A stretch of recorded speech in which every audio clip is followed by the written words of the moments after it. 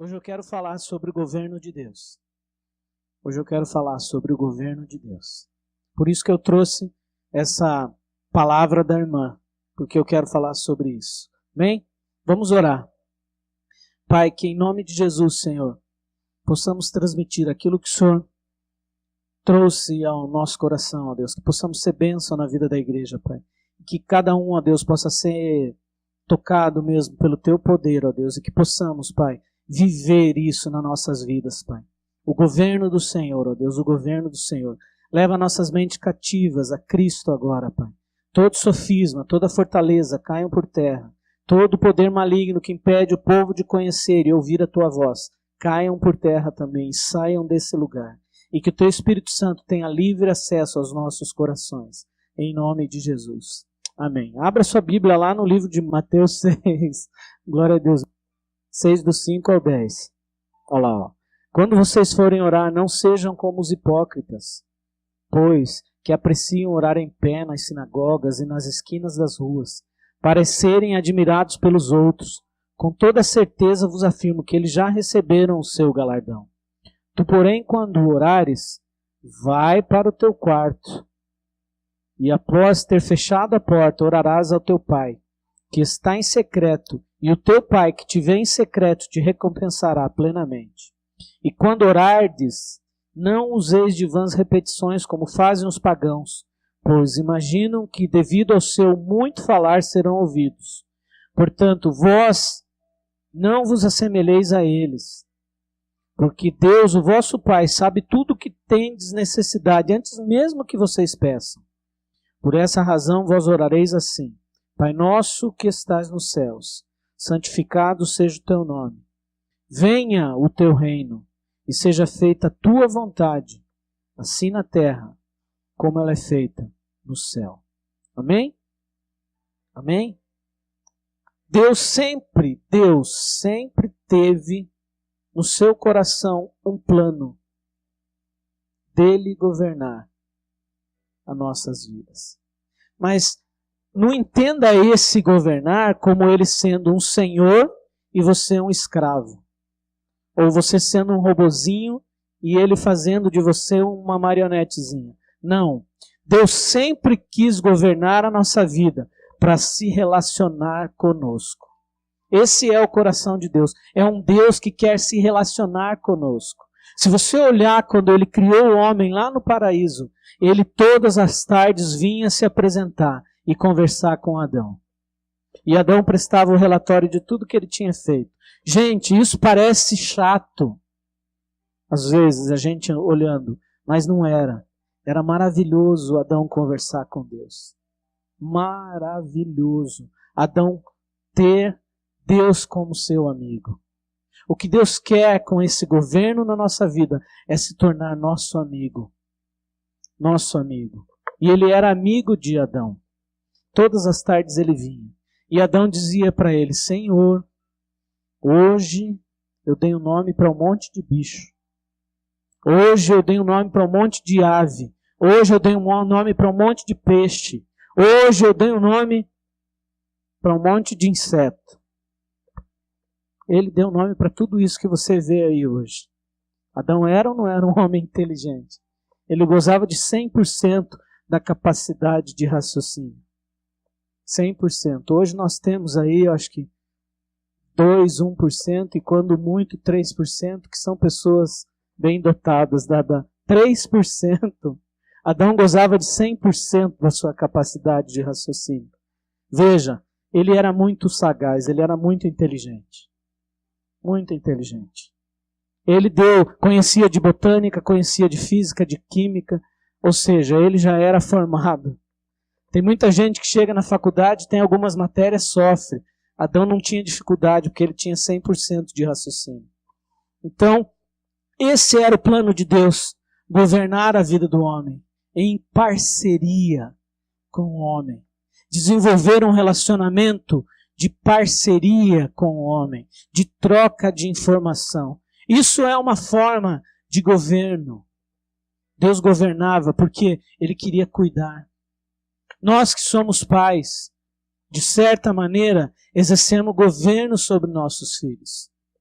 Exercemos ou não exercemos? Por exemplo, lá em casa, o menino filho da moça que cuida da roupa foi lá. E agora ele gatinha, gente. E o bicho é ligeiro. Correu na tomada e enfiar o dedinho. Se a gente deixa o que ia acontecer, o cabelinho dele ia arrepiar, né? Porque ele ia tomar um choque. Mas nós temos que governar as ações dele. E tiramos ele de lá e dissemos, não faz isso, rapaz. Esse é uma forma de Deus nos governar. Ele quer nos governar nesse sentido. Cuidando de nós. Nos direcionando. E esse texto de Mateus, Jesus nos ensina algo tremendo mesmo. Sobre como que a gente consegue fazer isso acontecer. Como que nós conseguimos? Veja, a primeira coisa que ele fala nesse texto é sobre a intimidade. A intimidade. O governo de Deus deve começar aonde? Na minha vida. Na minha vida. Eu devo abrir o meu coração para ter intimidade com Deus. Para abrir para Ele as minhas fraquezas, as minhas dores, os meus medos, mas contar para eles os meus sonhos, as minhas alegrias, as minhas relações, os meus, os meus projetos bem-sucedidos. Isso chama-se intimidade. Intimidade. O governo de Deus começa na nossa vida, na minha vida.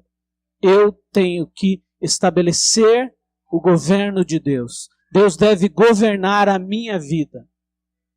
O problema é esse. Às vezes nós queremos que Deus governe tudo. Nós oramos assim, Senhor, toma conta da nação, governa a nação. Mas espera aí. Começa por mim. Começa por mim. Eu sou o primeiro elemento que deve fazer parte desse governo. Desse governo. Para isso nós precisamos. E Jesus deu um segredo. Ele fala, quando você for orar, não faça como os hipócritas e fariseus que vão nas esquinas e ficam orando em voz alta. Senhor Jesus, amado Pai querido, soberano e eterno, poderoso. Gente, às vezes a gente precisa ser bem objetivo com Deus. Não quer dizer que isso não seja uma oração que Deus não vá responder. Mas às vezes as pessoas querem, na verdade, nessas orações, galardão para si mesmo. Nossa, como o irmão ora bem. Tinha um irmão lá na igreja da Jane, lá em União da Vitória. Ele começava a orar, era do Gênesis ao Apocalipse. A igreja até sentava quando ele começava a orar. Não orava em casa, daí queria orar na igreja, né? Todo o tempo lá orava e tal. Então ele já teve o galardão dele, ele já apareceu o que queria e sabe. Jesus ensina isso, mas ele não fala isso. Ele fala para nós fazermos o quê? Vai lá para o teu quarto. Só você. Fecha tua porta. Tete a tete, eu e você. Sabe aquele encontro que Deus tinha com Adão? É isso que Jesus está sugerindo para nós. Vá ter um encontro comigo. Eu quero me encontrar com você. Eu quero conversar com você. O grande problema é que nós, na nossa intimidade, às vezes fazemos assim, ó. Entramos sim lá no nosso quarto, fechamos sim a nossa porta e vamos orar. Colocamos lá uma musiquinha, criamos um ambiente favorável, uma adoração e começamos a nossa intimidade com Deus. Senhor Jesus, eu quero colocar a minha vida. Senhor, o Senhor sabe o que está acontecendo, isso, e começa. Sabe a metralhadora? Fala tudo, fala. Fala. E daí, em nome de Jesus, amém. Levanta, vai embora. Aí Jesus fala assim, agora que eu ia começar a falar com ele, porque só ele falou. Como que é um relacionamento de conversa? Claro que tem gente aqui que é bênção, né? Se a gente não for é assim, né? Agora deixa eu falar um pouco. Mas o relacionamento deve ser, eu falo e eu ouço. Eu falo e eu ouço. Eu falo e eu ouço. E assim, Deus começa a se revelar para nós. Pastor, eu não consigo ouvir Deus. Comece a pôr prática nisso. sabe o que vai acontecer? Você vai começando a aprender a ser sensível, a ouvir a voz de Deus. Você vai aprendendo, Deus mesmo vai te ensinando. Sabe, a palavra de Deus diz assim, nós não sabemos como devemos orar, mas o Espírito Santo sabe orar por nós. Então pede ajuda para o Espírito Santo. Espírito Santo, vem conduzir minha oração. Eu quero tocar a Deus, eu quero alcançar o coração de Deus. Isso gera intimidade. Sabe o que vai começar a acontecer na tua intimidade? Teus medos, tuas inseguranças, tuas dúvidas, teus questionamentos. Sabe? Tudo vai sendo respondido por Deus na intimidade. Deus mesmo vai te respondendo. Você não precisa tocar corneta, vá para Deus. Ele vai te responder. Ele responde. Responde ou não responde? Ok. Amém. Ah, pastor, mas eu não consigo ainda assim ouvir Deus. Deus tem algumas ferramentas que você pode usar para ouvi-lo. Opa, caiu o papelzinho. A palavra de Deus fala com você. Faça uso dela. Nós temos um plano de leitura anual. Leia a palavra de Deus. Ela vai falar com você. Ela vai te conduzir. Ela vai te dirigir. Ela vai te ensinar. A palavra de Deus é como a água. Ela nos lava. Ela nos limpa. Ela vai nos ensinando. Ela vai nos conduzindo. E é muito engraçado. Esses dias atrás, estava tendo uma reunião de uma família, né? E pintou uma dúvida lá na reunião. E isso é maravilhoso, gente. Quando tem dúvidas sobre a palavra de Deus, que alegria! Podiam estar falando sobre o Flamengo, sobre o Cruzeiro, sobre a novela, sobre isso, sobre aquilo. Não! Eles estavam falando sobre a palavra de Deus. E apareceu uma dúvida. Aí eles ligaram para mim. E assim, foi legal o negócio, porque foi no Viva Voz, né? Ou seja, joga logo o pastor na fogueira aí, né? Ó, assim, assado. Como é que funciona? Jesus, querido, me ajuda, né? Mas eu não sei se eu consegui ser efetivo com a resposta, mas a gente sempre está aqui para ajudar. Esse é o nosso papel. Está em dúvida? Não consegue? Vem conversar com a gente pode ajudar. A gente pode ensinar, a gente pode orar juntos. Para isso se desenvolver no teu coração. Intimidade. O governo de Deus começa em nós. Fala aí pro teu irmão, o governo de Deus começa em mim, querido. Isso mesmo, em mim e em você. É assim que funciona. É na nossa vida. É na vida da igreja. Assim que começa o governo de Deus. Vocês ouviram o que a nossa irmã da Coreia falou? A igreja tem sim a autoridade. A maior autoridade na terra, para vocês terem ideia. Não é o poder executivo, não é o poder legislativo, não é o poder judiciário. É a igreja. É a voz profética da igreja. É a autoridade das orações e das intercessões e das proclamações proféticas na terra. 80% de pobreza na nação se reverteu. As maiores igrejas do mundo, aonde estão? Na Coreia do Sul. Onde está a maior igreja do mundo? Na Coreia do Sul. Na Coreia do Sul. Homens de Deus, levantados por Deus, trouxeram àquela nação o coração de Deus, através da oração, através da intercessão. Gente, o pastor Odilon esteve lá, e ele contou para nós que existem lá na Coreia montanhas de oração. Como que funciona isso, pastor? Montanhas de oração. São como os iglus ou barracas que os irmãos só podem entrar lá de joelho. Não pode entrar de pé, não pode... É de joelho. De joelho. E tem fila de irmãos esperando abrir oportunidade nos iglus lá de oração, nas montanhas de oração. Porque o povo de lá ora. O povo de lá ora, o povo de lá busca, o povo de lá intercede, o povo vai, o povo faz. Vocês viram? A gente desafia a igreja para vir das 20 às 21. E às vezes é tão difícil de vir. Imagine se a gente desafiasse a igreja de vir às 4:30 da manhã aqui. Às vezes nós não estamos sabendo estabelecer o governo de Deus. O governo de Deus vem assim, queridos. A gente estabelece o governo de Deus com intimidade, com oração, com busca. Não adianta você achar que tudo vai vir por osmose, assim. Eu sinto e Deus vai dar. Dá para mim aí, Senhor. Não vai dar certo. Não vai dar certo. Segunda coisa, a comunhão deve ser uma conversa sincera. Nossa oração deve ser uma conversa sincera. Não precisa você ficar repetindo.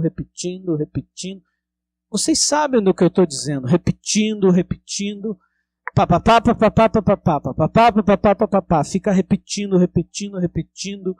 Uma vez, 2 vezes, 3 vezes e repete. Acha que assim Deus vai te ouvir? Não é pela repetição. É o quê?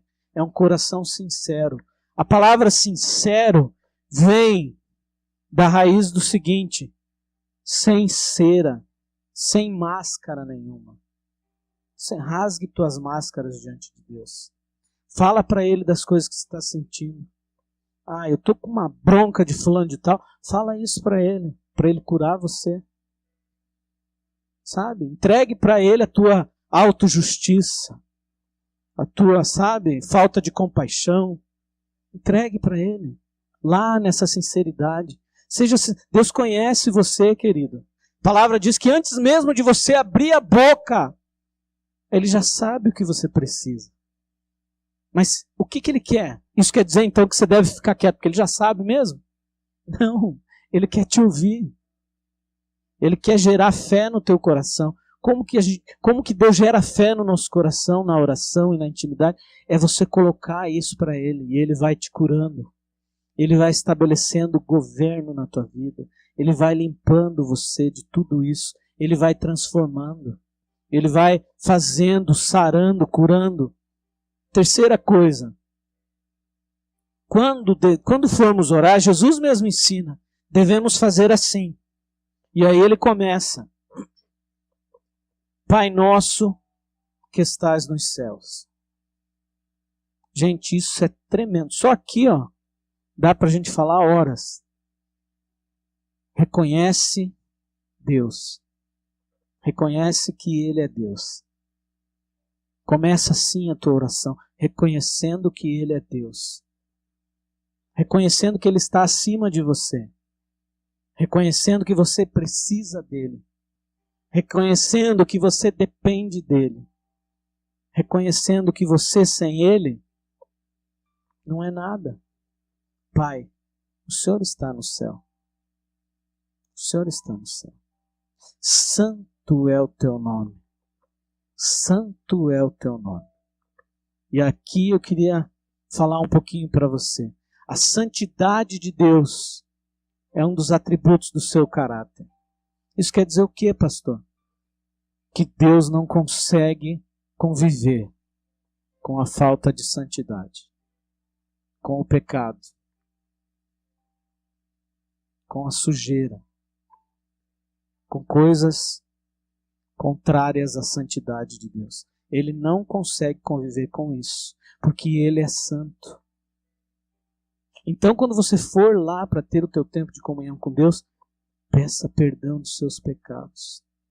Ore por você, peça para Ele te limpar de toda a sujeira, de todo o pecado, de todo o mal, porque Deus é um Deus santo. A palavra de Deus diz que Ele é santo, santo, santo.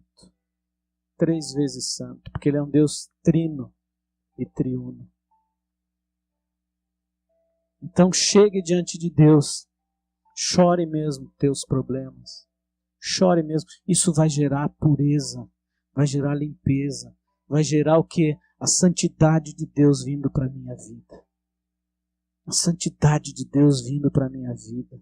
a santidade de Deus vindo para a minha vida. Sabe o que vai começar a acontecer? Você vai começar a tomar fortificante no teu espírito e você vai começar a deixar de dar lugar para o diabo, deixar de dar lugar para o pecado, deixar de dar lugar para a tua carne, deixar de dar lugar para o mundo e vai começar a dar lugar para Deus. Isso chama-se governo de Deus.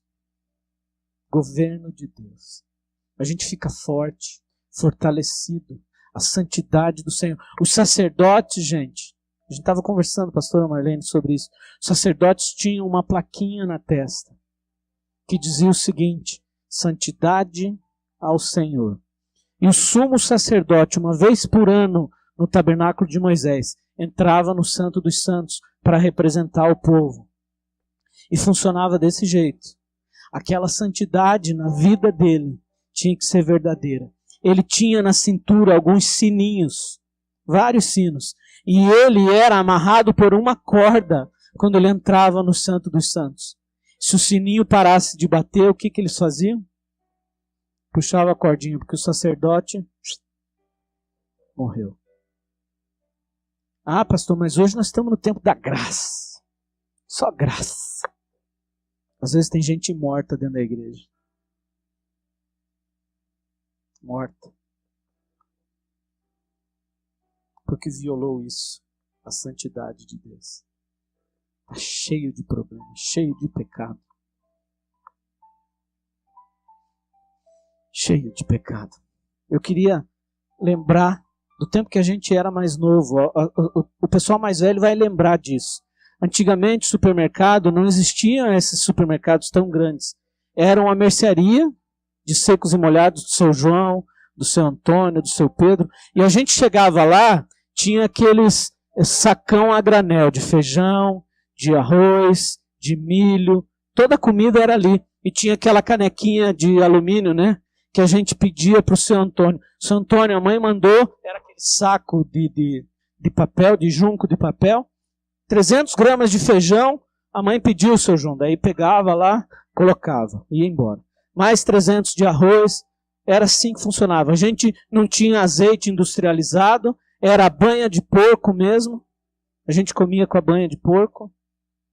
E aí eu digo para você, hoje em dia é tudo com embalagem. Hoje em dia é tudo embaladinho. A vigilância sanitária é terrível. Se não tiver embalado de maneira certa, tira tudo, apreende, multa. Hoje em dia está assim, gente. Sabe por quê? Hoje nós estamos da geração que se importa apenas com embalagem e não com conteúdo. Vou repetir. Hoje nós estamos vivendo uma geração que se importa com embalagem e não com conteúdo. Por que você está dizendo isso, pastor? Vou dar um exemplo. A gente não fica, Tuti, quando vê aquele saquinho de feijão no mercado, aqueles feijãozinhos ruins, com uma vontade de querer tirar ele dali, para daí levar. Lá no armazém do Santo Antônio a gente podia fazer isso. A gente tirava os feijãozinhos que estavam passadinhos, aquelas pedras que ficavam no meio, que veio da máquina, e pegava só o bom. Mas hoje não. Hoje é só embalagem. Embalagem. Embalagem é o que importa. Nós somos a geração da embalagem. Tem muito crente embalado, bem bonitinho. Coisa mais linda. Aquela embalagem que você olha e diz, nossa, que espiritual. Que homem de Deus. Vai ver o conteúdo. Misericórdia. Está cheio de feijão podre. Está cheio de podridão. Jesus falou sobre isso para os religiosos. Vocês são, sabe o quê? Parecem sepulcros. Por fora é aquela coisa mais linda, aquele mausoléu cheio de mármore, coisa linda. Mas por dentro o que tem? A podridão do corpo morto, fétido. Isso é a falta do governo de Deus na nossa vida. A santidade é perdida. A pureza é perdida. Nós ficamos só na embalagem. Queremos mostrar para os outros a nossa embalagem. Não, eu estou bem. Estou fortão. Estou legal pra caramba. Estou precisando de ajuda, não. Fica tranquilo. Aí daqui a pouco, quando vê, bum, explodiu tudo. Explodiu tudo. Desistiu. Foi embora. Só embalagem, gente. só a embalagem. Jesus ensina sobre isso. Quando a gente reconhece que Deus é Deus, as coisas começam a mudar na nossa vida. As coisas começam a mudar. E que a gente precisa também reconhecer que sem Ele não adianta a gente tentar. Moisés falou para o Senhor, lá no monte, Deus falou para ele assim, Moisés do céu, eu vou dar um Hadouken nesse povo aí, vou mandar um raio, vou queimar todos eles. E vou começar de você um povo novo. O que Moisés falou? Faz mesmo, Jesus! Quero ver, faz mesmo, Senhor! Quero ver, manda um raio neles. Moisés tinha o governo de Deus dentro dele. Sabe o que ele fez? Intercedeu pelo povo. Não, Senhor. Não, Senhor. Não, Senhor. Não faz isso, pelo amor de Deus. Não mata. Eu sei que eles são um bando de cabeção, Senhor. Mas não mata eles não, Senhor. Tem misericórdia desse povo. Senhor, não faça isso. Esse é o papel do líder. Esse é o papel da igreja para o mundo. Senhor, não destrói. Não mata. Não faz isso, Senhor. Não deixa isso acontecer com ele. Deus começa a gerar em você a compaixão. Essa semana nós tivemos aqui um mover tão grande. Tão grande, tão grande. Gente, presidiários, eu quero falar sobre isso. Nosso sistema carcerário é podre. Nosso sistema carcerário não restaura ninguém. E quantos de nós têm chorado por eles? Sabe o que nós estamos pensando? Nós estamos pensando o seguinte, a embalagem deles é horrível, que morram mesmo. Bandido bom é bandido morto. E não temos compaixão por ninguém.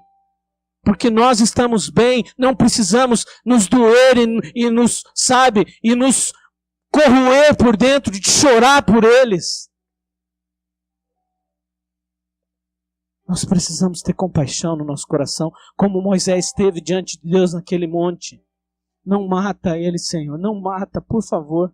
E tem mais uma coisa que eu quero pedir para o Senhor. Se o Senhor não for comigo, eu não quero ir.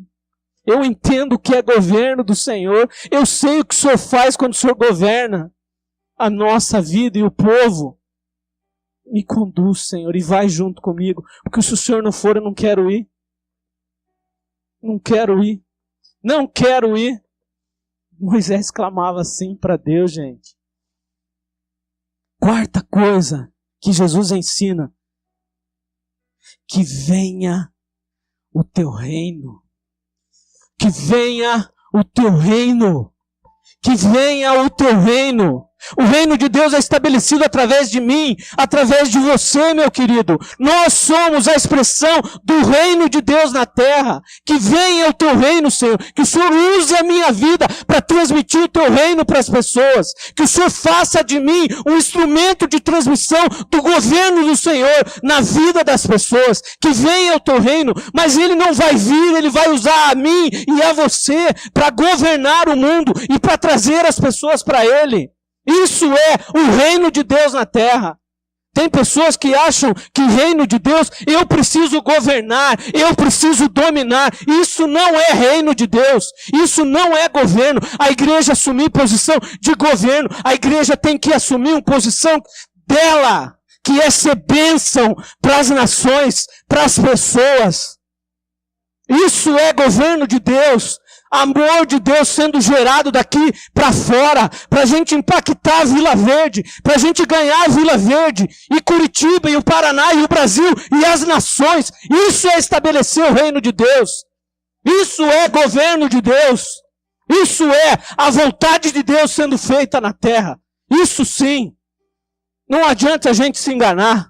A gente fica sendo enganado por nós mesmos. Achando que a gente, está sendo embaraçado por coisas tão pequenas. Deixe o embaraço, querido. Largue essas coisas e corra a fazer a vontade de Deus. Corra buscar a Deus, para Ele estabelecer na sua vida governo em primeiro lugar, para você ser um agente de transformação por onde quer que você vá. Isso é governo, isso é o reino de Deus vindo para a terra. E ele fala que a tua vontade, como é feita aí no céu, seja feita aqui na terra. Não tem como o governo e o reino ser estabelecido sem vontade de Deus. A vontade de Deus é boa, perfeita e agradável. E é isso que Deus tem para as nações, querido. É isso que Deus tem para o mundo. Algo bom, perfeito e agradável. Ele quer estabelecer isso. E nós somos a voz profética da terra. Nós somos a maior autoridade nesse mundo. Não tem Temer, não tem Gilmar Mendes, não tem ninguém maior do que o nosso Deus. O único Deus que pode estabelecer governo nessa terra. Vocês viram o testemunho da nossa irmã. A nação era paupérrima, muito pobre. Hoje está em 12º lugar como potência. Por quê? Por causa das orações e por causa da voz profética, por causa do povo estabelecendo o governo dentro das igrejas, orando e chorando pelas pessoas lá de fora. Isso é estabelecer governo. É você tomar os seus lugares lá na sua casa, quando você tem o teu particular com Deus. Rasgue mesmo o teu coração, deixe Ele falar com você. Pare de falar um pouco, pelo amor de Deus, e deixe Deus falar com você. Ouça Deus, pelo amor de Deus. Ouça o que Deus quer falar com você. Ele tem muito para dizer. Muito. Muito. Não adianta você querer achar que você vai fazer alguma coisa para Deus sem Deus. Não se engane, querido. Fazer as coisas para Deus sem Deus é obra morta. É obra morta. Vai ficar aqui. A palavra de Deus diz que as obras mortas são semelhantes à palha, ao feno, à madeira, que quando vem o fogo da santidade de Deus, ela se consome. Acabou a obra. Virou cinza. Mas obras vivas, obras eternas, são feitas com ouro, com prata, com pedras preciosas, que o fogo vem e ao invés de consumir, ele embeleza, ele aperfeiçoa. Pastor, mas o que é isso? Obra de palha, obra de tábua, obra de... O que é isso? São obras vivas, as obras preciosas, obras que vão reverberar a eternidade. O que você fizer para a eternidade é obra viva.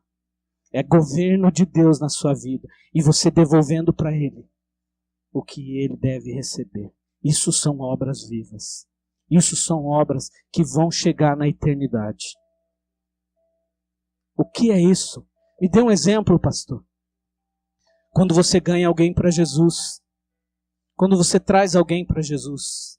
Quando você ora por aquela pessoa. Nós temos ali 150 e poucos nomes. Eu não vou perguntar para vocês quantos estão orando. Pelos 5 que você pôs. Nós devemos assumir esse compromisso de orar. E ganhar essas pessoas para Jesus. Isso é uma obra viva. Você está tirando a pessoa que tinha um destino cruel, que era o inferno. E está tirando da mão do diabo. E colocando na mão de Jesus e dizendo, ó Senhor, está aqui, ó, mais um. Mais um. Mais um. Mais um. Mais um. A igreja vai encher, gente. Isso não quer dizer que a gente queira sucesso. Isso não quer dizer que a gente queira igreja grande. Mas quando Deus estabelece o governo na nossa vida, nós não queremos parar de falar. Nós não queremos parar de queimar por esse amor de Deus. Hoje de manhã nós falamos sobre isso. Deixa Deus queimar o fogo que está dentro de você. O fogo que está dentro de você. Eu até usei uma ilustração. Os piadas deram risada da minha ilustração e disseram, ó, que ilustração é essa aí e tal. Mas daí depois eles disseram, pô, que bênção. Gente, antigamente as igrejas tradicionais faziam carne na panela de pressão. Só com água. Quem consegue só comer carne de panela a vida inteira? Fica um negócio meio sem jeito, não fica? Fica, né?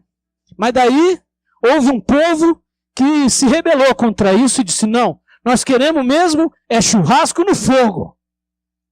Aí eles pegam a churrasqueira e metem álcool lá e aquele fogo assim, ó, puf, labareda, ó, labareda, fogo puro. Fogo puro. Aí eu pergunto para você, a carne assa? O que acontece com a carne? Ela queima por fora e está cru por dentro. Está cru por dentro. Não é verdade? Você passa a faca daquele negócio esquisito, queimado por fora, chamuscado, e por dentro está cru. Quem que gosta de comer um churrasco assim? Chamuscado, com aquele gosto de cinza por fora e por dentro cru. Ninguém. Mas daí não Deus, né? Os homens começaram a criar os intelectuais. Paz. E esses conseguem fazer churrasco na churrasqueira elétrica. Pergunto para você. Você já comeu churrasco de churrasqueira elétrica? É bom?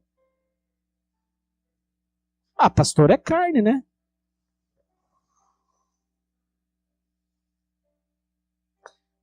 Quando Jesus se encontrou com aquela mulher samaritana. Ui, hoje eu caí. Quando Jesus se encontrou com aquela mulher samaritana, o que aconteceu? Ele falou o seguinte: Deus está procurando adoradores que o adorem em espírito e em verdade. Aí o Senhor levantou um povo diferente. Que povo é esse? Um povo que consegue, com o governo de Deus na sua vida, adorar em espírito e em verdade. Vou dar um exemplo para você. Acende o fogo, começa aquela labareda bonita, ele pega a água, joga lá, até que fique a brasa toda uniforme e a carne assa e gostosa. Quem não gosta de um churrasco assim, aquela brasinha bem quentinha, e você só jogar aquela picanhazinha assim, ó, e ó, passar nos cobres, né? Já estão com água na boca, né? Glória a Deus. Em espírito e em verdade. O que é isso? Nós precisamos de fogo de Deus para adorar a Deus. Nós precisamos de fogo. Nós precisamos arder de paixão por Jesus. Mas nós precisamos também da água. E o que é a água? A palavra de Deus. Qual é o grande problema do só fogo? O irmão chegou e o movimento foi para casa. O que o pastor pregou hoje? Ah, não sei não, só sei que o movimento estava bom. E não houve transformação. Não houve confronto da palavra com ele. Por isso que a gente põe fogo mesmo. Mas depois a gente vem com a palavra, que é a água. Para que quando você chegue na segunda, na terça, na quarta, você lembre do que foi dito com a palavra. E isso gere vida na sua vida. E você tem a resposta para dar para o diabo quando ele vir te tentar, igual Jesus teve.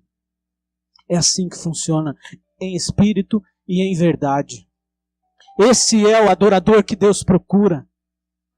Alguém que adora em espírito e em verdade, entendeu o que é governo de Deus e sabe adorar.